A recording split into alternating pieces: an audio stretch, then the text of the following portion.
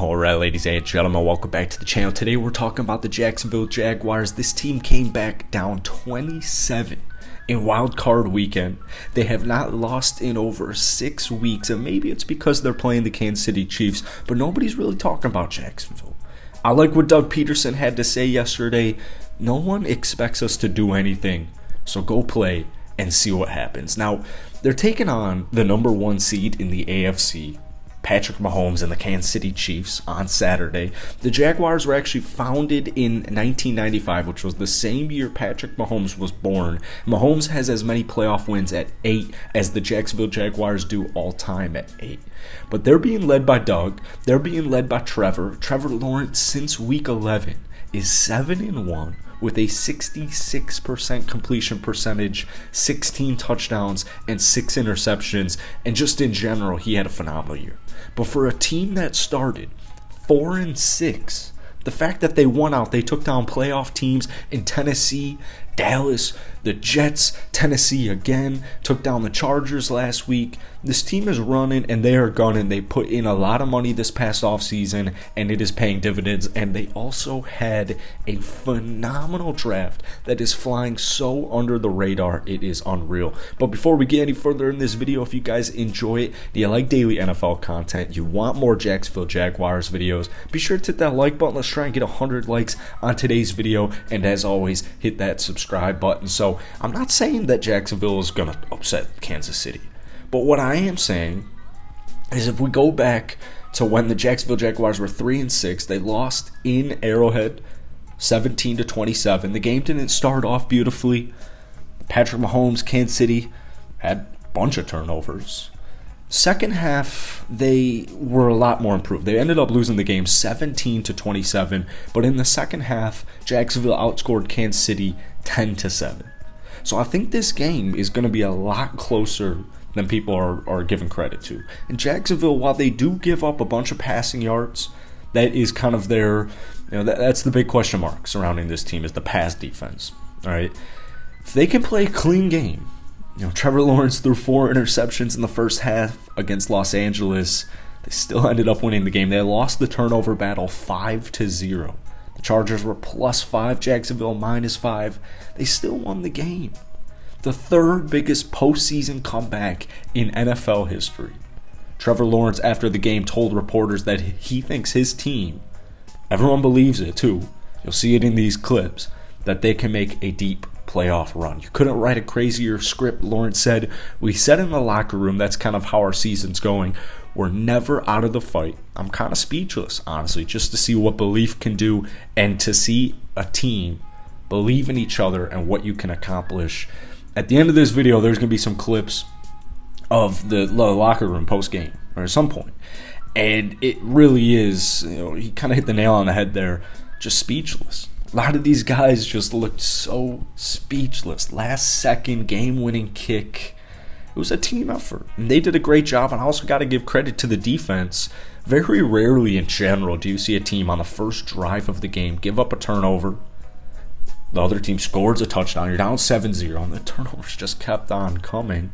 Trevor Lawrence definitely learned a lot and grew a lot from that game. But that's, to me, the difference maker. It's a turnover battle. Kansas City, they turn the ball over. Patrick Mahomes turns the ball over. Now, they actually only allowed 320 yards of offense. They sacked Justin Herbert 3 times, and that's a big deal because Jacksonville ranks just 24th in total defensive yards, allowing 353 yards per game. They surrendered the 5th most passing yards per game at 238.5, and their defense just had 35 sacks on the season, which was the 7th fewest in the NFL. Now, all the way a couple of months ago when they played Kansas City, they allowed 331 passing yards, 486 total yards. They ended up only losing by 10. Chiefs turned the ball over 3 times. Unfortunately, the Jaguars did not get a sack. So if you can keep forcing those turnovers, if you can play a clean game, and if you can sack Patrick Mahomes, what they didn't do a couple of months ago, I'm just saying, man. I'm just saying. And it's been so cool to see, because I started covering this team right after that Tennessee win. Because I noticed something in that game. Like, I didn't feel like their record was indicative of how the team is. It's a very, very talented team. There's some good names on this squad, especially on their offense. Obviously Trevor Lawrence, he's been phenomenal since week 11, but he had a really good season in general. After a tough rookie season throwing a lot of interceptions, Trevor Lawrence finishes the season with a 66.3 completion percentage, over 4,000 yards, 25 touchdowns, and most importantly, 8 interceptions. Just 8 interceptions. Patrick Mahomes threw more. They have a great run game with Travis Etienne. Technically, in his rookie season, he had almost 1,200 total yards. He averaged 5.1 yards per carry. Don't forget about that receiving unit, because they got 4 playmakers. Christian Kirk, 1,000-yard season. Zay Jones, underrated. Evan Ingram, one of the most underrated tight ends in the entire National Football League. He's dealt with drop issues in his career with the New York Giants prior. I really hope Evan Ingram comes back to Jacksonville. He had a phenomenal year. This man does not move one bit like a tight end. He moves like a stud wide receiver. 73 receptions, 766 yards, and 4 touchdowns. And you could see it.